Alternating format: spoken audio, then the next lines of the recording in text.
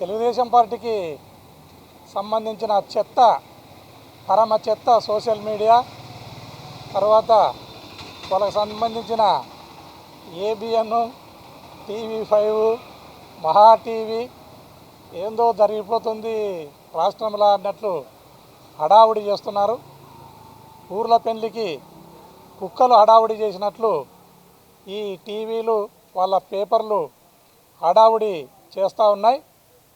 కాబట్టి నేను 4 మాటలు మీ ద్వారా ప్రజలకు తెలపాలనే ఉద్దేశంతో ఇక్కడికి రావటం జరిగింది.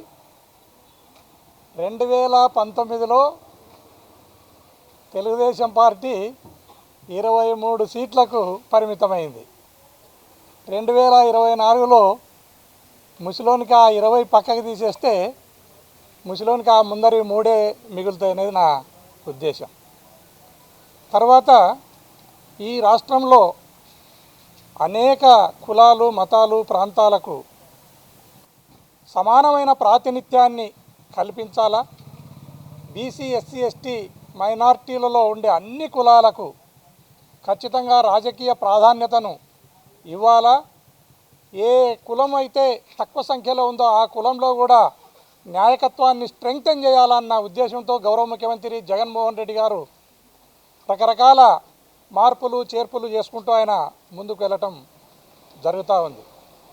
అందులో భాగంగానే హిందూపురానికి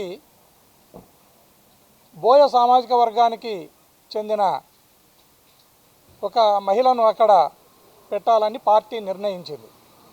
పార్టీ అనేది నాకు కన్నతల్లి లాంటిది. నాకు రాజకీయ జన్మనిచ్చి నన్ను ఎంపీని చేసి ఢిల్లీకి పంపించిన పార్టీ నాకు కన్నతల్లి లాంటిది. కన్నతల్లి లాంటి పార్టీ ఏం ఆదేశిస్తే ఆ ఆదేశాన్ని నేను శిరోధార్యంగా భావిస్తా. దానికి టీవీ5, ఏబిఎన్ లేదా మహా టీవీ వాళ్ళు లేదా వాళ్ళ సోషల్ మీడియా హడావుడి చేయనక్కర్లేదనేది నా ఉద్దేశం. తర్వాత పార్టీకి దిశానిర్దేశం చేస్తూ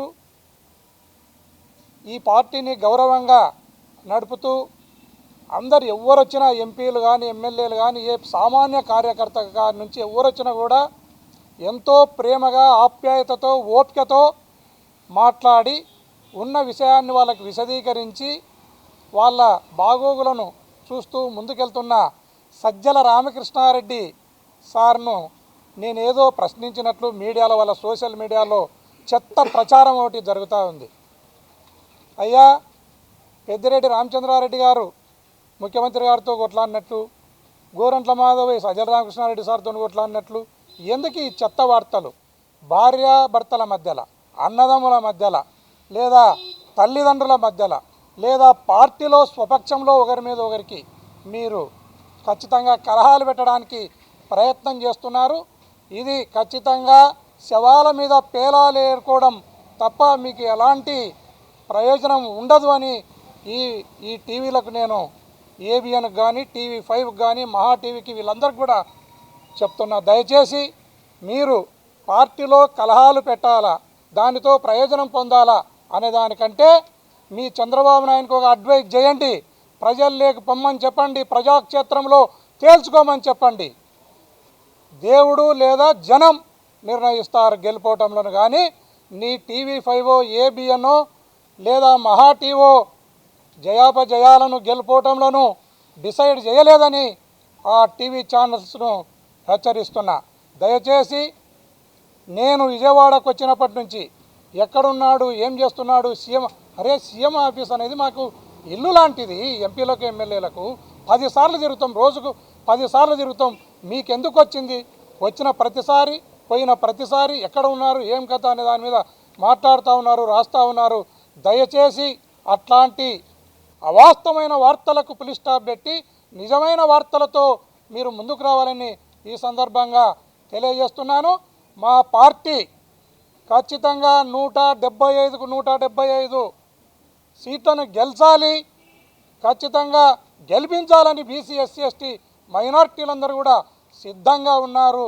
మీరు దయచేసి మీ 20 పక్కకు పోయి మీకు ముందరి 3 మిగిలే పరిస్థితి దాపురించింది. దాన్ని చూసుకోండి అని ఈ సందర్భంగా తెలియజేస్తున్నాను. దయచేసి ఇలాంటి వక్రమైన వార్తలను, అబద్ధమైన వార్తలను ప్రచురించే ముందు ఒకసారి ఆలోచించండి. ఒకసారి మాతో మాట్లాడి క్లారిఫికేషన్ తీసుకున్న తర్వాతనే మీరు అలాంటి వార్తలను ప్రచురించాలి, అలాంటి వార్తలను టెలికాస్ట్ చేయాలని సందర్భంగా తెలియజేస్తున్నాను. నేను ఒకటే చెప్తున్నా కదా, పోయినసారి వచ్చినప్పుడు కూడా చెప్పినాను, ఖచ్చితంగా హోల్ హార్టెడ్గా చెప్తున్నా, పార్టీ టికెట్ ఇచ్చినా ఇవ్వకపోయినా, ఓడినా గెలిచినా పార్టీ అధినేత ఏమి ఆదేశిస్తే ఆ ఆదేశాలు నాకు శిరోధార్యం. ఖచ్చితంగా ఈ పార్టీలో బీసీ ఎస్సీ ఎస్టీ మైనార్టీల పునాదుల మీద నిర్మించిన పార్టీ ఈ పార్టీలో బీసీ ఎస్సీ ఎస్టీ మైనార్టీలకు ఎప్పటికీ కూడా హాని జరగదనేది ఈ సందర్భంగా నేను తెలియజేస్తున్నాను. మరిన్ని వీడియోస్ కోసం ఛానల్ ని సబ్స్క్రైబ్ చేయండి. లేటెస్ట్ అప్డేట్స్ కోసం వాట్సాప్ ఛానల్ ని ఫాలో చేయండి. అండ్ లింక్ డిస్క్రిప్షన్ లో ఉంది.